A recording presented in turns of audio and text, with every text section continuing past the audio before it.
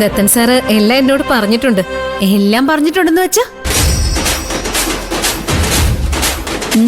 First dialogue തകർത്തു.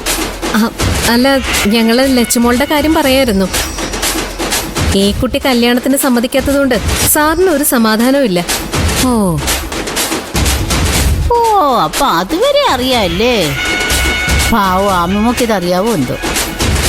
സുജാത എന്താ പിന്നെ ഈ വഴിക്ക്? ഞാനിവിടെ അമ്പലത്തിൽ വരെ വന്നപ്പോ ഇതാ പ്രസാദം എടുക്ക്. അയ്യോ ഈശ്വര, കൂടൂത്രം. അയ്യോ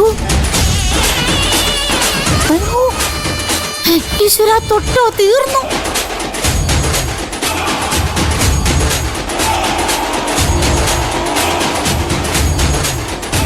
അമ്മേ, ഇത് കുറച്ച് പാൽപ്പായസോ?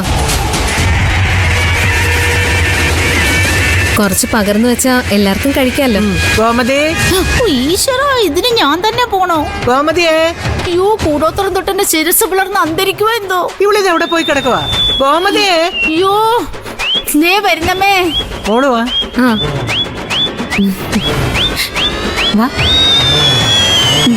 എന്താ അമ്മേ? നീ ഈ പായസം കൊണ്ടുപോയി പകർന്നെടുക്ക. അത്യാവശ്യം നമുക്ക് ഓരോ സ്പൂണിനുള്ളത് എടുത്താൽ മതി. അയ്യോ, ആവശ്യത്തിനെടുത്തോ. ഇത് ഒരുപാടുണ്ടല്ലോ. ഞാൻ അവിടെ കൊണ്ടുപോയാലേ ആര് കഴിക്കാനാ? ചേച്ചി ഇരിക്ക. അയ്യോ, ഇരിക്കാനൊന്നും സമയമില്ല. ഞാൻ ദത്തേട്ടനെ വിളിക്കാം. ആത്മജ ചേച്ചിക്ക് സുഖമാണല്ലോ അല്ലേ? നല്ല സുഖം. അവളുടെ ഒരു ചേച്ചി.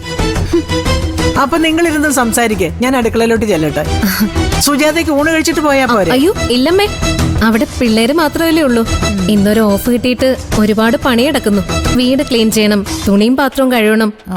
എന്നാ പിന്നെ സുജാതയ്ക്ക് ഒരു ജോലിക്കാരിയെ വെച്ചോടെ? അതൊന്നും ശരിയാവില്ലമ്മേ, അത് പിന്നെ ഇരട്ടി പണിയാവും.